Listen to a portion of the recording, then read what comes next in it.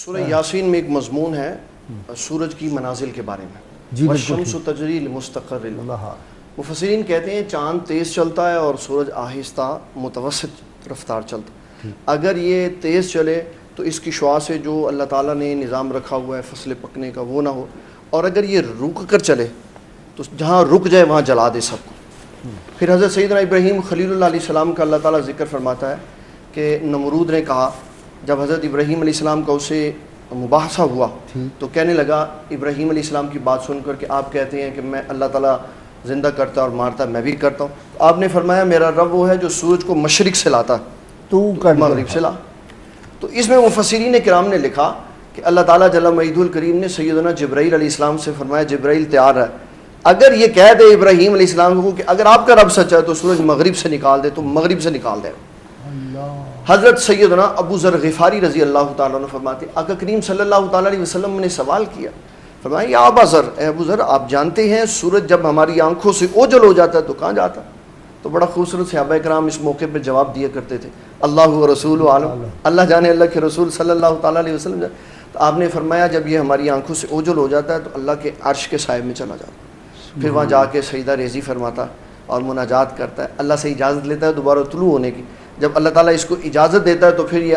دوبارہ طلوع ہو جاتا ہے۔ اچھا، اور فرمایا غالباً برمنگھم کے یا کہاں کے عالم ہیں، انہوں نے پوری ایک ضخیم کتاب لکھی اللہ اور رسول عالم، اس پہ انگریزی میں انہوں نے پوری کتاب لکھ دی ہوئی ساری جگہ۔ سیاستہ میں یہ سینکڑوں بار لفظ آیا کہ صحابہ نے کہا اللہ و رسول عالم۔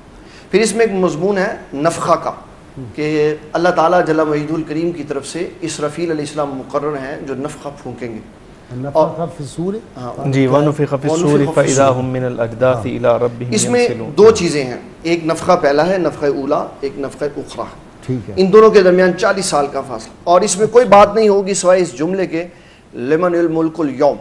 آج کس کی بادشاہت۔ تو رب کائنات جل مجدہ الکریم جب یہ سوال کرے گا تو کوئی بھی جواب دینے والا نہیں ہوگا، تو وہ خود ہی ارشاد فرمائے گا للہ الواحد القہار۔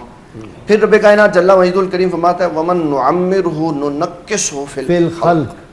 کہ میں تمہیں اتنا کمزور کر دوں گا کہ میں تمہیں ارذل العمر تک لے جاؤں گا۔ اس میں تبیان القرآن سے لے کے اوپر تک سب نے یہ لکھا کہ یہ جملہ عام بندوں کے ساتھ ہے، اللہ تعالیٰ کے مقربین کا اس سے کوئی تعلق نہیں۔ جو وہ اپنی عمر آخر کی طرف جاتے ہیں ان کا قوت حافظہ اور ان کی قوت روحانی، اس میں اللہ تعالیٰ قوت پیدا فرما دیتا۔ ان کو ارذل العمر کیوں کہا کہ اس لیے، لیکن یہ اس میں کوئی کمی یا برائی والی بات نہیں ہے، اس میں ایک نظام قدرت سمجھایا کہ آدمی جہاں سے شروع ہوتا ہے جب وہ بڑھاپے کی طرف جاتا ہے تو وہی اس کی عادات، دیکھیں نا بچہ ہے وہ جب چلتا ہے تو ذرا لڑکھڑاتا ہے، بڑھاپے میں اللہ کا ولی بھی ہو اولیاء بھی ہو تو وہ بھی جب چلیں گے تو وہ بڑھاپا آیا ہوگا تو وہ لرزہ آئے گا، قدم میں بھی لرزہ آئے گا، کھانے کے معاملات میں بھی آئے گا، ہاتھوں میں بھی آئے گا۔ تو اصل تو اللہ نے دکھایا کہ بھئی یہ ہوتا ہے، یہاں سے سرکل چلتا ہے پھر وہاں اس طرف۔ اس میں میرے والد گرامی رحمۃ اللہ علیہ حدیث شریف کا ترجمہ کرتے ہوئے فرمایا کرتے تھے کہ بڑھاپے میں اللہ تعالیٰ ذلت والی محتاجی سے بچائے۔ کہتے ہیں محتاجی جو ہوتی ہے یہ بری نہیں ہوتی، کیونکہ آپ کی محتاجی کئیوں کے لیے برکات کا سبب ہوتی ہے۔ اولاد بڑھاپے میں ماں باپ کی خدمت کرے تو ان کو برکات ملتی، جنت ملتی ہے،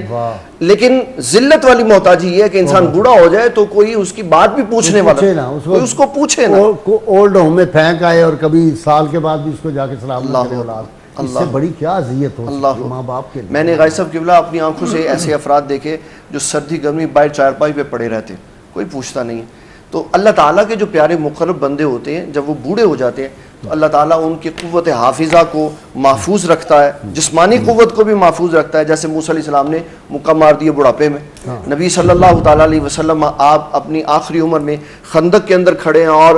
گینتی کے ساتھ پتھر کے 3 ٹکڑے کر دیتے ہیں جو کوئی جوان نہیں کر سکا، تو بتایا کہ یہ عام بندوں کے ساتھ ہے، میرے محبوب بندوں کی وہ ان کی تو شان برا البرا۔